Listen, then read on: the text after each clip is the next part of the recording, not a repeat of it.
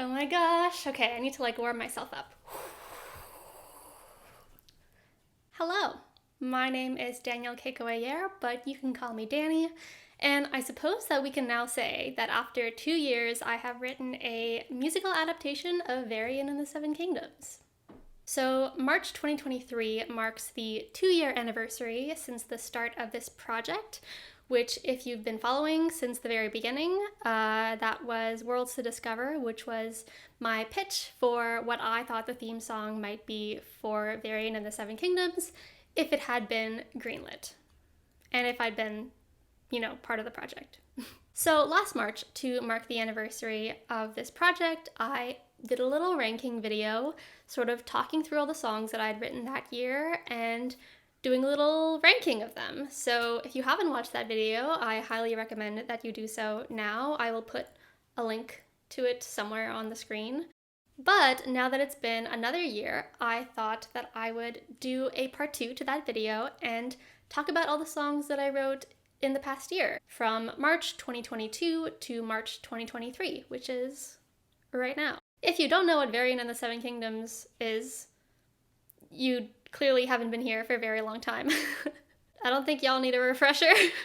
I think we all know why we're here. But just to make sure I credit everyone properly, these characters and the concept and the story all belong to Kay Ritter and Anna Lencioni, who both worked on Tangled the series. So props to them. Thank you for blessing us with these characters and this story, and also for the past 2 years, which have been like the 2 wildest years of my life. Thank you everyone who has listened to my music and watched my videos. A lot of those songs are out on Spotify and streaming services now, which is wild. I never thought I would do anything like that, but here we are, and it's all thanks to the internet and all of you who are watching this, most likely. If you have been watching my videos and following my channel this year, you can probably tell that it was the year of the reprise. This year I worked on a lot of songs for this project that reprised existing songs from the previous year, but there were also a couple new things, so I'm really excited to talk about them a little bit more, to sort of go through them one by one and talk about how I feel about them now, because I might have felt very differently about them at the time. Okay, so I'm actually going to start with a song that I didn't write last year. I'm kind of cheating, but I did not include this song in my first video last year. So I thought that I would include it now, especially because it's very relevant to the whole reprise theme of this past year. So I'm going to start with Worlds to Discover Reprise, which I believe was the 4th video that came out for this project. So this was like early days. This was like before I knew anything about recording and audio mixing and mastering. So honestly, I don't listen to this song all that much anymore because it is very poorly sung and mixed. So I apologize for that. But this song does the job. It does what it needs to do of getting Varian out of the house and off on his adventure. It's quite short. It's only about a minute long, I believe, and part of it is an instrumental, so it has this really cool build where it starts off really slowly and then gets progressively faster and more intense, and the arrangement kind of fleshes out. So I'm actually really happy with it, even though I don't listen to it all that much anymore. You also might know that Worlds to Discover is not my favorite song from this project, so it's not as dear to me as some of the other songs. So I'm going to put this song in the B tier. So starting us off midway.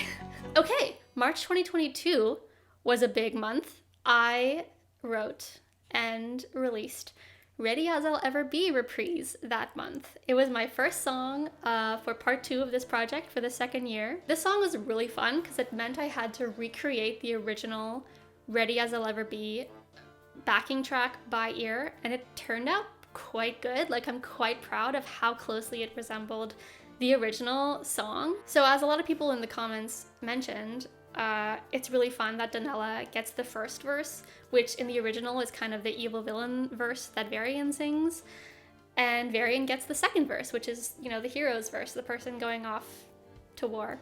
To war? Not really to war, whatever. Also, a lot of people mentioned in the comments, which I also love a lot, is the incorporation of the rest of the gang from this story, from this series, in the final chorus because so many of the lines are so relevant to these characters even though they weren't written for them. Like, I'll Save My Home and Family, sung by Neuro, makes the most amount of sense. And it was really fun to make these realizations that all these parallels could be made between the original series and this spin-off. It's not like the best lyrics I've ever written in my life, but you know, I've written a lot of songs, so they can't all be the best thing ever. The harmonies were really fun to write. Fun fact, the final chorus of this song is written in 7-part harmony, and that's because the 7th harmony is Ula, who's calling them towards the library. That was really fun, and I liked it a lot. Also, this song, like, isn't technically mine because I was writing new lyrics for an existing song, so I can't quite claim it as my own, which also means that it's not quite as near and dear to my heart. So, as much as I like it, it's not really mine, so it's not one of my favorites because it's not as close to me or as important to me. So I'm following suit, and I am also putting it in the B tier. Okay, I guess between March and August, I took kind of a Varian and the Seven Kingdoms break because the next song is Expiration Date. Okay, Expiration Date is really, really important to me. This song is really special. In case you don't know, I wrote and arranged Expiration Date in one day. Like, I got the idea at work, went outside, recorded it on my phone, went home, wrote the whole song, wrote out the guitar part, and it was done. It's not pining, it's not unrequited love, but it's still like an angsty love song. I mean, it's a doomed love song, so, you know, that tugs at my own personal heartstrings. So this one, you know, hits me really hard because it's about two people who are in a relationship, but they know that it can't last forever. And that breaks my heart in the very best way, which is why I love it. This song felt like a gamble because compared to my other songs, it's so bare.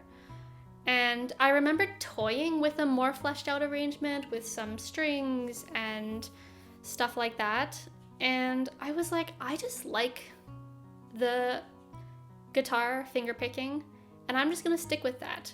And that was weirdly kind of scary because I was like, what if people say like this is boring? And that was, you know, terrifying because I am always afraid of how my songs will be received. But people really liked this one, and that was an incredible, incredible feeling. It was also in the first batch of songs that I released on Spotify / Apple Music / all the streaming services. It was Expiration Date, Slippery Slope, and Closer, and that was also very scary because Slippery Slope and Closer are my two most popular songs, and the fact that I was just releasing this new one alongside these like beloved songs, I was like, this one might just fail. People might just not listen to it, which is not the end of the world, but it was still like kind of scary and kind of intimidating. But people really loved this song, and that brought me so much joy. Expiration Date has some of my favorite lyrics I've ever written, which is hilarious, again, because I wrote it in one day. All these lyrics were first draft lyrics. They were just me and my guitar and pouring my heart and soul out on my notebook. We look good on paper, but ink is not real life. I was a light packer. I don't know, so many lyrics that I'm like, these are some of the best things I've ever written, and they were written very impulsively and in one shot and within one night. Yeah, this song is just really special, and it makes me feel everything. So if you can't tell, I'm gonna put that in the highest tier because that is how much I love this song. Okay, next up we have Closer Reprise. Oh, this song is also really special to me, and the reason it's special to me is because it was a collaborative effort. It was a collaboration between me and some folks on the internet. Basically, I made this Google form and posted it online, and it had, you know, spots for suggestions for this song, because people had been asking for it for a really long time, which, you know, fair, since Closer is like by far my most watched video on my channel. It makes sense that people wanted a part 2 to this song.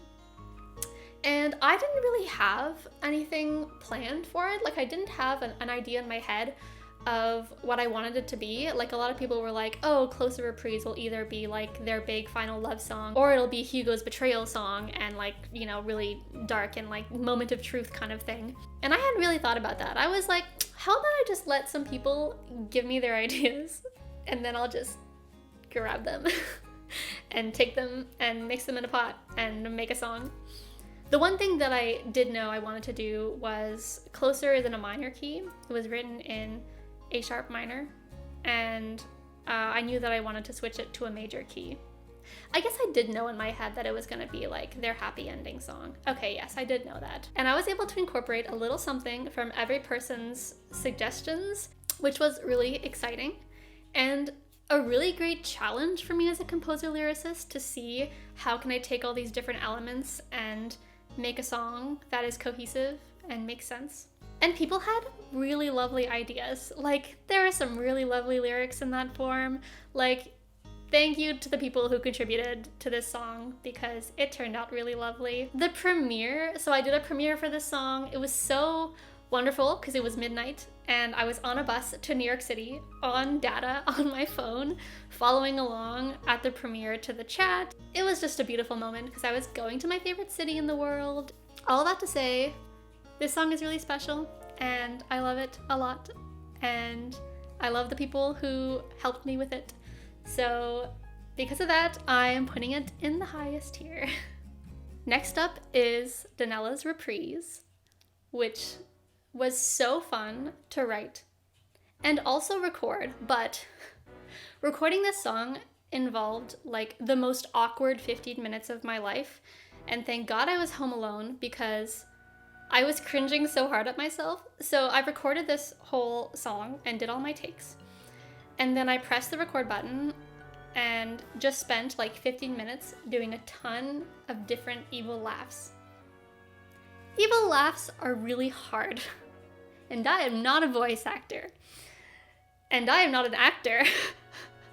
So it was the most awkward 15 minutes of my life. I almost didn't even include the evil laugh because I hated every single take except the one that I ended up using. And the one I ended up using, while not perfect, I am very proud of it because I successfully did an evil laugh. But you need to know that it was out of like, not hundreds of takes, but there were a lot of takes and all of them were really bad, except this one. Also, I had been planning Donella's Reprise ever since I wrote Donella's song, which was in April 2021. The way that Donella's song ends with just lies, and the fact that Donella's Reprise ends with that held note of the word lies, that has been planned since the beginning. So the fact that I was able to go back and bring this song full circle was so fun. This song, this moment of Donella's Reprise has always been, of course, inspired by Jig's Prince Ali Reprise animatic. And then people on TikTok did an edit of that animatic with this song, which was the most full circle moment ever. / it was the most like, I feel like a Disney composer, or I feel like a real composer. Like, it was so cool. And I screamed when I saw that TikTok. Maybe I'll link it in the description because it's like my favorite thing. I think about it all the time. I go back and rewatch it all the time. Thank you to the person who made this edit because it is everything. But I don't want to be obnoxious and put it in the highest tier again. I think I'm going to put it in the A tier because I like it a lot. And it's so evil. I love a good evil character. Oh, I mentioned this in my previous video, but I'm completely split down the middle between like fully evil Donella and like motherly misunderstood Donella. I love them both. I can never choose between the two. They're both just such excellent characters. / they're both such excellent interpretations of this one character. But this was me going full tilt evil Donella, and I had the best time. Okay, we have reached Beyond, which to me is kind of like the big Varian and the Seven Kingdoms song from the past year. This song has been in my notebook since August 2021. So from the moment I got the idea for this song to the moment I posted it on my channel, 16 months passed. That's what being a composer lyricist is about. Projects take a really long time to finish. I knew that an Ula I Want song was gonna need to be there eventually, and Beyond was me finally able to work on that song and put a pin in that part of this project. This song was really fun to write and arrange. This song was really fun to sing. I'm just all around super happy with it, and it felt like a culminating moment. I have this theory that the Ula episode, like the big flashback episode showing her life up until she gets trapped in the library, that episode happens when she possesses Varian. Oh yeah, I guess I need to say spoilers for Varian and the Seven Kingdoms, even though like I always feel so silly saying that because like it doesn't exist, so what am I spoiling? But spoilers, spoiler alert, Ula possesses Varian, fun fact.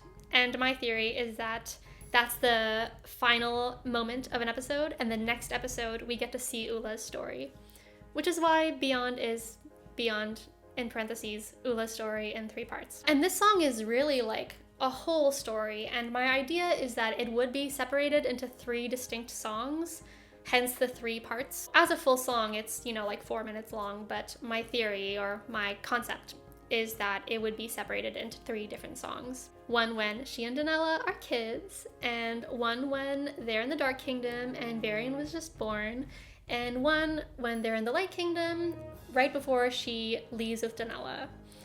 So of course there's a little melting point sprinkled in because I gotta do it for the lesbians, and by the lesbians I mean me. And this arrangement was just everything I wanted it to be, of this big like swelling I want song. I like the lyrics a lot. They're quite like literal. They're not like the most poetic lyrics ever, but again, they do the job. They tell the story. They move the plot forward. They explain the backstory. So they do the job that they needed to do. And I'm really proud of the final product. Because of that, I am also gonna put it in the A tier. Okay, Beyond Reprise. This is another 1-minute song. And it is one of the coolest things I've ever made. Not to pat myself on the back too hard. One of the coolest sounding things I've ever made. When I was arranging it, I was like, how do I make this sound evil? You know, like Donella's song and Donella's Reprise are evil, but in like Donella's song and Donella's Reprise still have a bit of lightheartedness somewhat to them musically, in terms of the fun horns and the fun piano and all this, like these cool elements. And for Beyond Reprise, I just wanted it to be evil, and I think I succeeded. I think it sounds so evil, and I love it. It's so intense. It has all the overlapping voices, the voices screaming "let me out." Oh my god, I love this piece. Sometimes you just gotta make something that is so utterly evil. And that's what I did with this. I am putting this in the highest tier.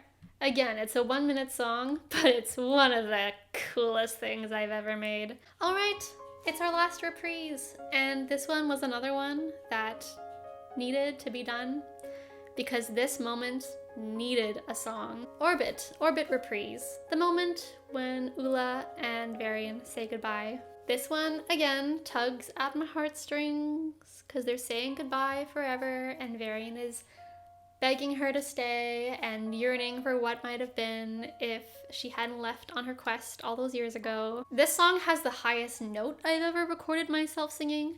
I kind of consider myself an alto, but like the reason I say that is just because I have no range, and I am not a trained singer. I'm good enough to sing my demos, but you know, the dream is always for other people to sing my songs. But I am very proud of how I sounded on this, and it included me singing a G5, which is not a note that I thought I could sing. And then I wrote this song and was like, oh, this is really high. Am I gonna be able to do this? And I did. This song was about the story and was about bringing this moment to life. So it did exactly what it needed to do, and also made a lot of people cry, which is one of my favorite things. This made me cry is one of my favorite compliments. So I am going to put this one also in the A tier. There we go. That was my ranking for part 2 of my Varian and the Seven Kingdoms project. I've said this so many times, but thank you for the past 2 years. Everyone who has listened to my songs and watched my videos and followed along with this project. It feels like we've been on such a journey together since March 2021, since Worlds to Discover.